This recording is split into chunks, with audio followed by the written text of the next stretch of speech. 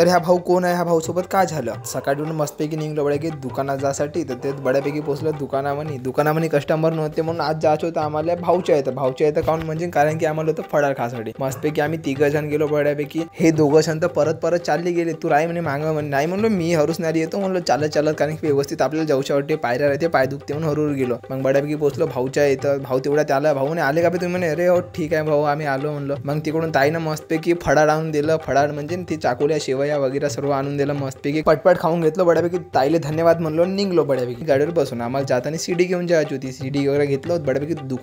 दुकानात आलो होतो तिथं टीव्हीचे कस्टमर होते. त्यांना मस्तपैकी टीव्ही दाखवून दिलं सुंदरी गाणं लावून बड्यापैकी. मग त्यांनी कस्टमर म्हणे बड्या टीव्ही आहे म्हणे. ठीक आहे म्हणलं. मग आम्ही बड्यापैकी समोसेवाल्या पाशी समोसे खाऊन घेतलो. तिथं आपल्याला तो भाऊ म्हणे तुला फॉलो करणं तुझे रोज व्हिडिओ पाहतो म्हणे. नाव सांग माझं म्हणून. का म्हणते नावही नाही माहीत झाले माझ्या. माहीत आहे नूतन व्हायला त्या दादाने नयनचं नाव नूतन करून ठेवून दिलं. म्हणलो असं नाही करायचं का म्हणलो चांगलं राहत म्हणलो. तर भेटूया पुढच्या ब्लॉगमध्ये.